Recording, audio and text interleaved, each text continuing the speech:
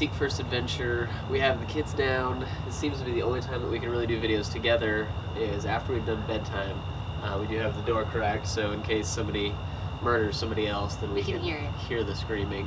But tonight we were gonna just kind of discuss why we decided to renovate this old Airstream, why we picked that to be the RV that we live in, and just kind of the whole thought process of that, everything we went through, all of the hours researching and jumping from this to this to this, and just kind of the background of that.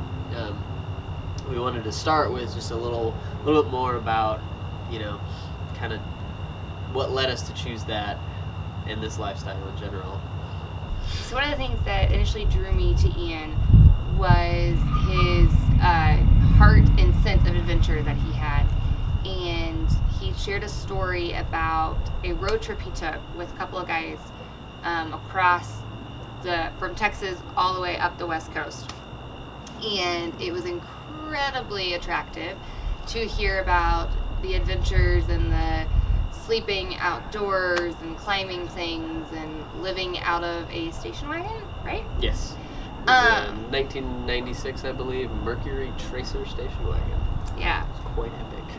He has a thing for wagons. I'm not sure I understand it, but not that one so much, but like vintage wagons, like your Nomads and Woodies and that kind of stuff. But still don't understand it, but yes. But I was super intrigued, and I had always wanted to do something crazy like that. My first car was actually an Explorer because I wanted to go camping and go on adventures.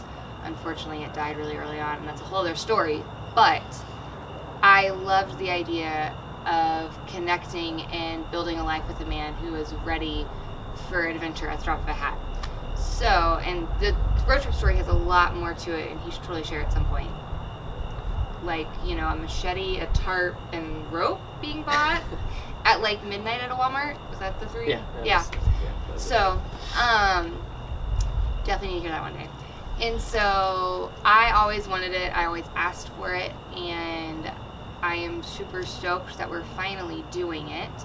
When he offhandedly said, "Let's live in an Airstream," I about fainted and peed my pants with excitement. Jumped at the idea. Definitely jumped at the idea. But then didn't want to act too eager because I didn't want to spook him. So we then started this journey of, okay, is the Airstream the right pick for us? And we went all over the place, and we'll let him share a little more because he did a lot more research. I'm at home with children and screaming, so researching is not high on my to-do list these days. But we went all over the map, from Airstream to RVs to fifth wheels, kind of, that didn't last really at all, to Prevost buses, and then back around. Is that all? Yeah, so I'll kind of give all the details on that. So, like, and don't mind us as we flick away mosquitoes. Yeah, they're still out. It needs to freeze. Yes. So, whenever we initially were talking about doing it, I started to just get online and be like, okay, like, is this even a thing? Is this even feasible? Does anybody do this? And I started to find that there was lots of people who were actually living out of Airstream specifically, and there were families that were living out of RVs and even Airstreams. And I found, I want to say, like, one of the first that I found was... Oh, and we have a kid. So when we started talking about doing this, I wasn't really sure if it was a thing, if people were actually living in RVs. I mean, I'd kind of heard of it before, but when I started doing research, I realized that actually there's a lot of people that are doing this, and it wasn't just like out of necessity, but out of wanting to have an adventure.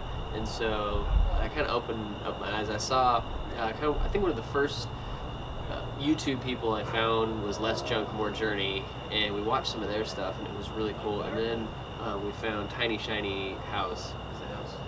It's Tiny Shiny. Tiny Shiny. They have an Airstream, and there's 6 of them. They got 4 kids. So that was kind of like, oh, there's people doing it. This could be possible. And so that really helped us to see that, okay, this is something we can do. So we started looking. Which I always knew. Yeah, I took a little bit more convincing, but so I started looking into stuff, and we initially started with Airstreams because I'm like, I haven't liked the way RVs look. I don't like the the weird swoopy paint jobs and all that stuff. And so the Airstream is like just, it's sleek and it's metal. It has a retro look, and that was just something that we both really liked. And we talked about, initially like, okay, well, we'll get one that's cheap and then we'll renovate it. So I started looking into that. And then it started to kind of seem like, oh, maybe it's not gonna be enough space, and I don't know. And so and there was the cost involved and the work, and so we're like, well, maybe, we looked at some other just trailers and some different bunk options and all this kind of stuff. We're like, maybe we can buy a trailer and just kind of make it work for us. And we never really loved anything. It was just kind of like, these all just aren't, the layouts never really were good enough, and it would be the same as renovating the Airstream if we, just gutted it and started from scratch, and so that wasn't a great idea. And then we started looking at motorhomes, and the price, kept ratcheting up here as we were looking at these different options. And then it was like, okay, well, motorhomes, they got the slide outs and it's got quite a bit of room and there's lots of storage, which that was starting to get appealing to me because, I still, she's crazier than I am, and I'm coming around, and so that was kind of like this, like, oh, it made me feel a little more comfortable to have a little bit more space.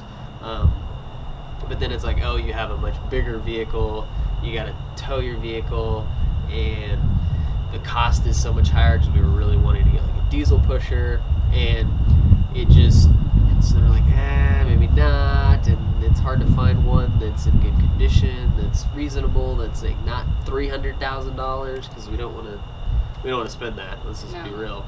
The whole point is minimalism, and so that's kind of defeating it. And cost. I mean, that's minimizing cost. Yeah, it is an important aspect. So then, as we're kind of looking at motorhomes, how you kind of like look at the stuff that's really, really out there that you can never afford, that's really cool, and we started to find like these converted buses, but not like the school bus, but like charter buses. And we found like the Prevos and those kind of things. And if you've looked at those or heard of those, they're around $2.5-3 million, and for a full out. I mean, well, that's kind of starting. They go up to $5 and $6 million. Okay. So yeah, and we found some really stellar ones and some kind of creepy ones. Yeah, some of them are really interesting. Some that were definitely used for partying. Yeah. With 2 to 3 poles in it. But we did start to find older ones, like in the 90s, that were around $80,000 to $100,000, and it was like, okay, that could be really cool because it's something that's, those are designed to go 2 million miles and be fine. And so we started to kind of look at those.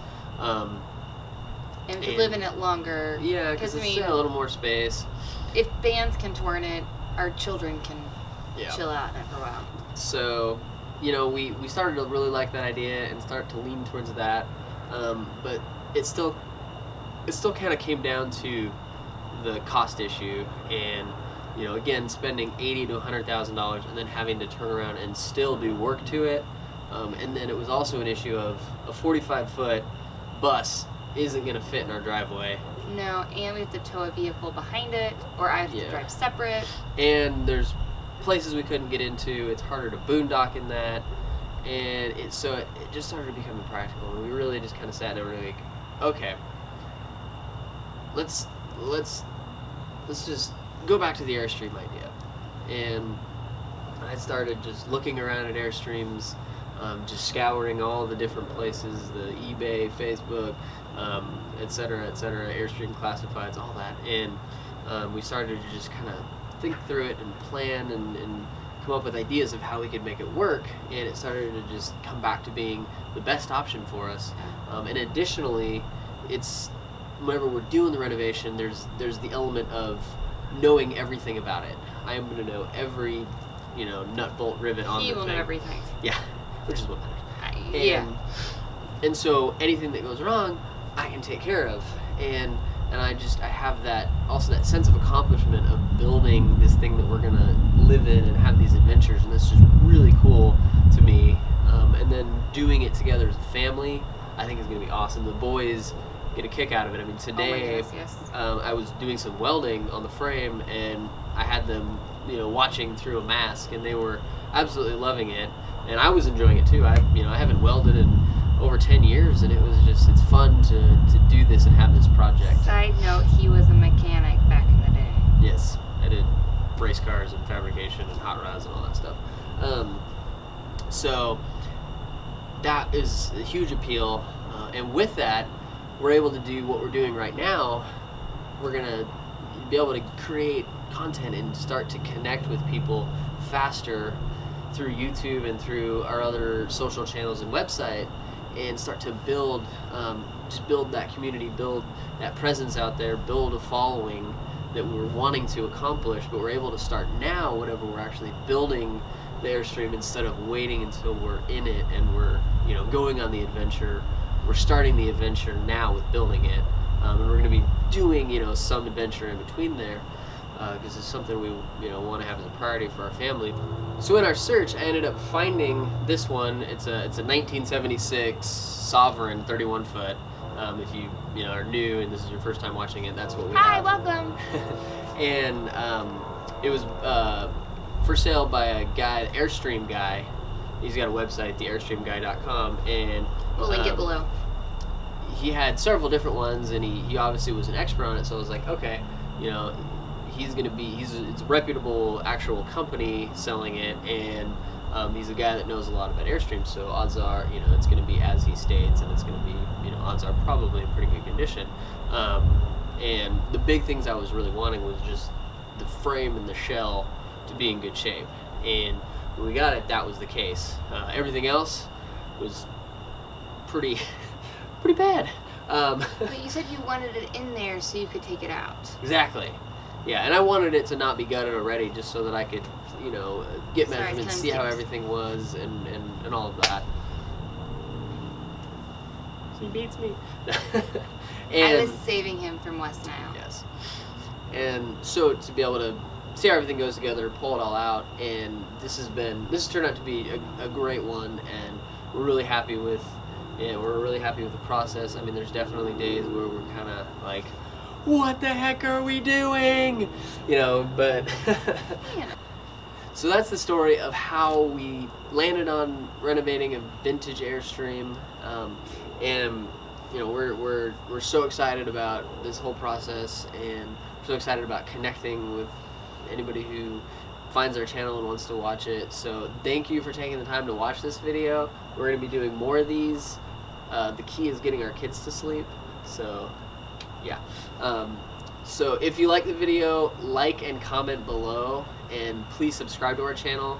Like I said, we're having more stuff. We have Instagram, that's linked below. Our website will be up very soon, so check that out. So thank you, and have a wonderful night.